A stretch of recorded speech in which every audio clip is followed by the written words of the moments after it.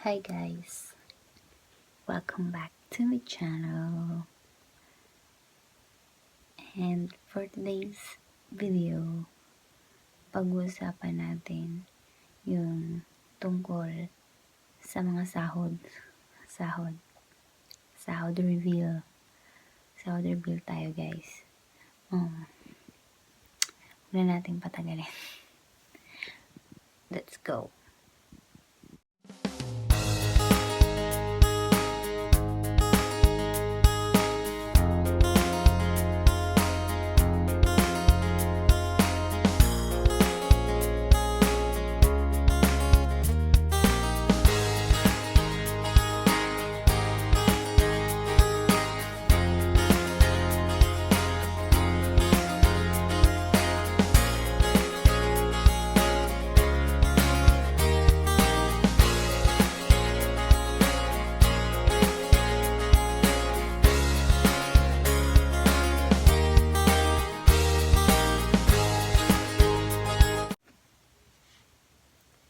So, yun na nga guys, no?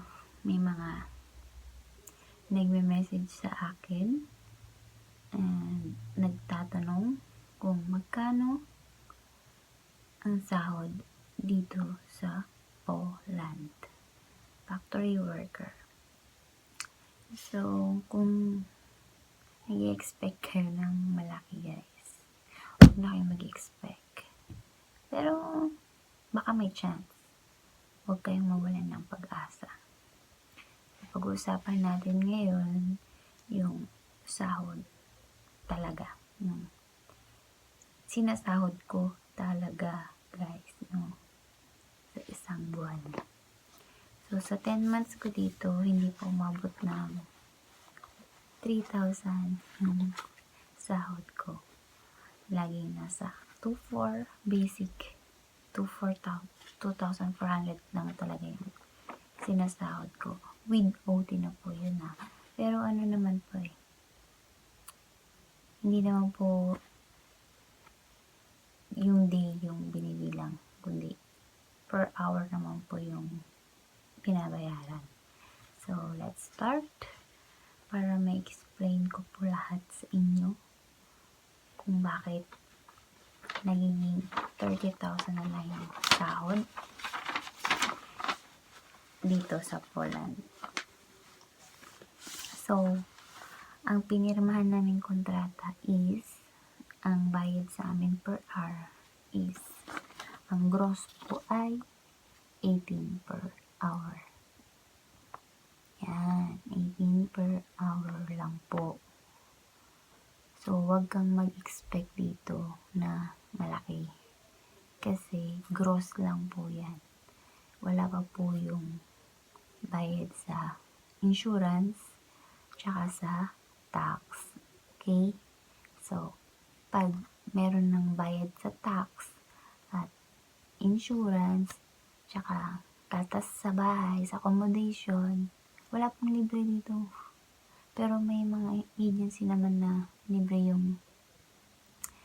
talaga. Totoo pong libre. Libre yung accommodation nila. Is swerte po nila, no? So, ito naman po yung net salary namin sa isang buwan. Yung kaltas na po talaga lahat. Ito na po yun. Tada! Naging 12 na lang. Hindi ko po alam kung bakit, paano nangyayari. Basta, pag nag-compute kami ng sahod namin, ito po talaga. Dito po kami nag-base. Ito talaga yung expect mo na rate sa'yo. Huwag yung 18. Huwag to. Dito ka mag-expect ng mas mababa.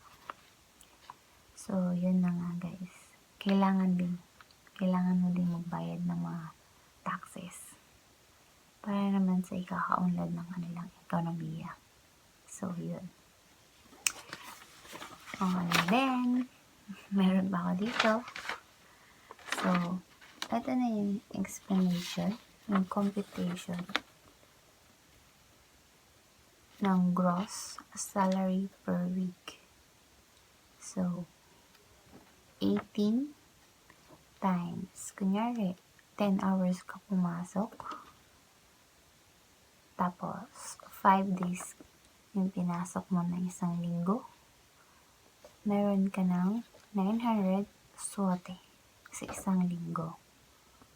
Wala pa po yung bawas. Gross pa lang po yan. So, huwag po kayo mag-expect. Pero, malaki din po 10,000 yung gross mo sa isang linggo. So, kung sabihin natin sa isang buwan, naka 20 days ka, meron ko din 40,000 pesos. Diba? Not bad. Malaki na rin yun. And then, 10 hours ka lang pumasok. Thumbs up yun. Pero, sad. Gross lang yun. Wala pa yung insurance. So, dito na po talaga yung sahod namin. Ito na talaga siya. 640 SWOT na lang yung natitira sa amin sa isang linggo. Yan na po lahat. Insurance and mga ek ng agency, alam nyo na. Yun na yun. Ang importante, ibabayad sila ng sus mo. And kailangan, pag nandito ka na, sabihin mo yung PESEL mo, PESEL number. Yun yung unang yung ipapagawa sa agency ninyo. Okay? Kailangan yun. Lalo na pag nag-TRC kayo. Kailangan yun, guys. So, yun na po yung sahod namin sa isang linggo. So, ako, in my 10 months here, talagang 2,400 pa lang po yung pinakamataas na nasahod ko. May mga iba dito, machine operator, 16 zloty yata yung net nila sa isang oras. Machine operator dun sa company namin. And malaki-laki din po talaga yung sahod nila. Sana kami rin po, no? Pag sa packing lang kasi kami, nagpapack lang kami ng tinapay. Mostly, mga factory ganun dito. Taga-pack lang. And wala ka talagang makikitang nagda-direct. Kasi halos kahit mga taga-ibang bansa dito, mga Ukraine, mga taga-Russia, ganun. Nag-under agency din po sila. So, hindi ko sure kung paano pa, wala pa akong idea kung paano mag-direct sa isang kumpanya dito. Pero siguro pag may TRC na ako, let's try na mag-apply ng direct. Kasi meron naman daw nag-hire ng mga foreign workers. Kaso, mas pinipili po nila yung talagang nakakapagsalita ng language nila. It's a must na matuto kang mag-aral ng lengguwahe nila kung gusto mong mag-stay dito sa bansang Poland.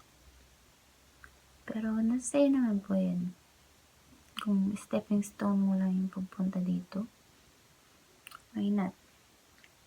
It's a stepping stone pupuntang Italia, Switzerland, Espanya, Mexico, Portugal, sa ang lupalop ng mundo. Pag may TRC ka na, pag may temporary residence ka na dito, madaling-madaliin lang po makakuha ng US visa. Yun po yung pagkakaalam ko na narinig ko na nakwento ng isa naming Indian friend. He said that you can get a 10 years visa from US. Pabalik-balik daw. Every 6 months. Yaman, no? Pabalik-balik ka lang ng US to Europe. Good. maraming benefits pag nagka-TRC ka na. You can go wherever you want around Europe, 26 countries ng Schengen area. Pero pag London yata talagang kailangan mo kumuha ng visa. Yun lang po yung importanteng message ko muna sa inyo ngayon. Sana nalinawan kayo kung magkano talaga yung sahod dito sa Poland. And huwag kayong mawalan ng pag-asa, guys. May mga kumpanya naman or may mga agency naman na maganda yung pasahod. Basta masipag ka lang pumasok. Huwag kang tamad. Kasi sa totoo lang, wala naman pong madaling trabaho. Lahat po mahirap. Nasa sayo lang yun kung paano mo yun pagtatrabahuhan. So, yun po muna for now, guys. Bye!